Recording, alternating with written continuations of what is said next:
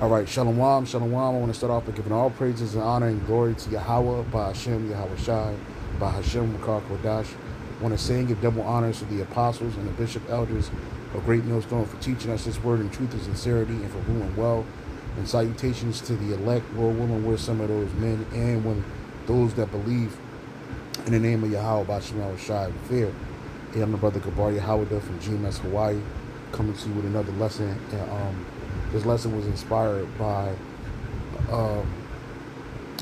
both this video, but primarily the letter of Jeremiah in the Apocrypha, okay, which was speaking about us going into, well, pretty much the southern kingdom going into captivity under Nebuchadnezzar.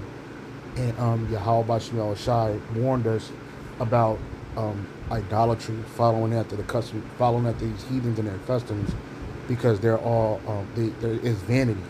And so what inspired this was this precept right here in the letter of Jeremiah. It is one chapter, but it says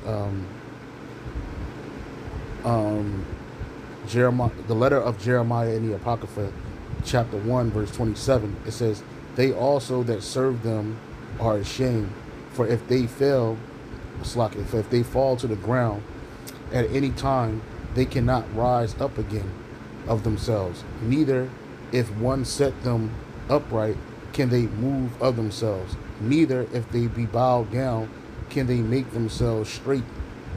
But they set gifts before them as unto dead men." And this is what the nations were doing with their idols. As for the things that are sacrificed unto them, their priests sell and abuse. In like manner, their wives lay up part thereof in salt, but unto the poor and impotent they give nothing of it. And just what made me look at this video right here, showing you the things that are being sacrificed to their idols, right? This particular idol accepts hair, right? The priest and the people that are financially stable in that country, it's basically a business, right? It's a business for wigs and weaves. And who's the biggest buyers of hair, weaves, and wigs? Well, the Israelite woman. The Israelite woman in West Africa, the Israelite woman in South Africa, the Israelite woman in America, especially here in America, right? And a lot of you don't know, a lot of these women, they are none the wiser. They just want to look beautiful. So they put something that's cursed, right? Because according to these people, that hair, these heathen, the women's hair carry a curse. So by shaving it off, they believe that shaving it off and giving it to their idol, that they're going to be, any issues that they have in their life is going to be taken away. But the black woman puts it on her hair, like she puts it on her head, because she's suffering from baldness through the curse of the Lord, right? So let me play this real quick. Tirupati Tirumala Temple in southern India, the most visited holy place in the world. 40 to 50 million pilgrims visit every year. It is also one of the largest collectors of human hair in the world, 500 tons a year. Most of the virgin hair weaves and wigs worn in Africa and the world originate here. It is considered a virtue for Indian women to have long hair, a sign of great beauty. So why are they giving it up? Sacrificing hair to the gods is thought to bring good luck.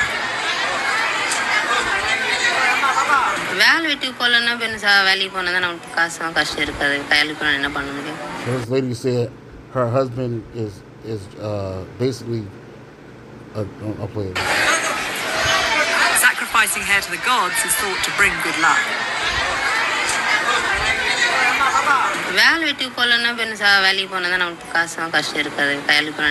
So she said, my husband is drinking and my children are doing badly in their studies. So what does this woman do? She goes to her idols and she sacrifices her hair, and she thinks that her vain sacrifice is going to give her relief in her life. But what end up happening is those priests, they take that substance and they sell it abroad and making all kinds of money. It's a hair factory over there. a human hair factory. And where does this hair end up? On a Negro and West Indian Haitian woman's head.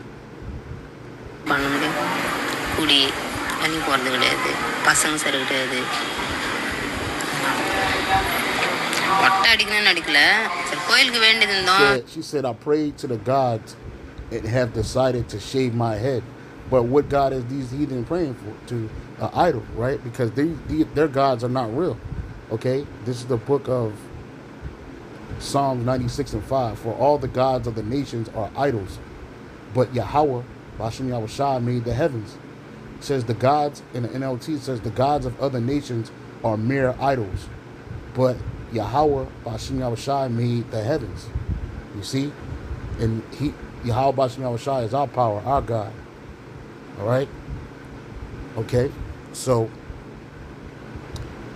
these vain practices are actually happening right here in our face. சரி எப்படி இருந்தாலும் கோயிலுக்கு தானே கொடுத்துட்டு போகிறோம் அப்படின்னு சொல்லிட்டு சொல்லலாம். கோயிலுக்கு வர சொல்லியா? அதெல்லாம் ஒன்றும் இல்லை, சாமிக்கு வந்து பார்த்துட்டு போவோம். அதோட நம்பிக்கை தான், அவ்வளோதான். நம்ம கோயிலுக்கு போனால் நல்லா இருக்கும், நம்ம எதுவும் சாமிக்கு வேண்டியது வந்தால் நல்லா இருக்கும். ஒரு மனசு நிம்மதிக்காக வந்து What does it feel like? Gets her hair shaved, it takes away the heaviness and brings her peace. On the Bible was shaving your head. முடி கட் பண்ண சொல்ல கொஞ்சம் பாரம் கொஞ்சம் மாதிரி இருந்துச்சு. அப்புறம் இந்த பக்கம் கட் பண்ண சொல்ல கொஞ்சம் லேஸ் ஆயிடுச்சு. கை பொருவெல்லாம் எல்லாமே லேஸாக Yeah, comb waste. You women, you putting comb waste in your hair as well. I just want to fast forward this real quick. I don't make this too long. Happy. That's a good way of... Yes. It's okay. Fascinating. So literally, most of this hair comes from Tirupati temple. It comes from Tirupati temple plus the other temples also. Majorly 80% of the hair comes from Tirupati temple. 80%. So that's a lot of hair. Absolutely. How many tons a month? Roughly around 10 to 15 tons a month only from Tirupati. So here we've got the steam curly section. That's right. This is what's particularly popular in Africa, yes? Absolutely. Among the Afro population across the world. It's a very labour-intensive process. It is. So it she's is. winding the hair around a metal stick, and then she's rubber banding it, and then what happens after that? After that, it goes for steam process. Steaming in a steam machine. A steam machine. Mm-hmm. And the vast majority of the black women in America, in Africa, and abroad, what are they putting in their hair? They're putting hair sacrificed to idols into their hair, cut off from heathens, right? Because they're ashamed. You can read that in the book of Isaiah. Isaiah chapter 3. I'll go straight to the point. Judah's woman denounced, and it says, moreover, verse 16, moreover, Yahweh, Bashem Yahushua, said, because the daughters of Zion are haughty and walk with stretched forth necks and wanton eyes, walking and mincing as they go, and making tinkling with their feet. Therefore the Lord will smite with the scab the crown of the head and the daughters of Zion, and the Lord will discover their secret parts. And in that day the Lord will take away the bravery of their tinkling ornaments and about their feet and their calves and their round tires like the moon. Skip down. And it shall come, verse 24, and it shall come to pass that instead of sweet smell there shall be stink, and instead of a girdle, a rent, and instead of a well-set hair, baldness, right? And instead of a stomacher, a girdle of sackcloth, and burning instead of beauty. In the NLT it says, instead of smelling of sweet perfume, she will stink. And that's the woman, especially the end of, man. She will wear a rope for a sash, and her elegant hair will fall out. She will wear rough burlap instead of rich robes. Shame will replace her beauty, right? And so for these women the women of our nation, to alleviate that shame, especially of being bald and their hair falling out, what do? They purchase these hair wigs and weaves via Moab, Ammon, but that their product is coming and being sourced from India. and other portions of the earth too. But here we're just speaking of the hair that's being sacrificed to an idol is on the flip side being sold to the Israelite woman around the world to basically substitute for the loss of their own natural hair. And you don't realize that, right? But it's in the scriptures. It's in the scriptures where it says, what do these priests do with the things that are sacrificed to these idols? As for the things that are sacrificed unto them, their priests sell and abuse. In like manner, their wives lay up part thereof in salt, but unto the poor and unto the impotent they give nothing. Right? And you see that, right? And so I just wanted to bring this out to kind of illustrate this precept that I was reading, and it definitely fits for today, because they've been doing this for millennia. That's what these nations do. These heathen nations, their gods are nothing but idols. They don't even exist, right? They can't do nothing for them, right? But what happens? Is weed from India curse? Well, it's another person's curse.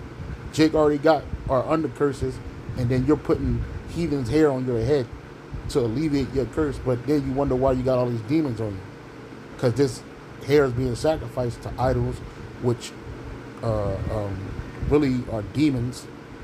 And then you going crazy when you put the shit in your head. So I just wanted to bring this out. I hope you're edified with that. So shalom, on to the next.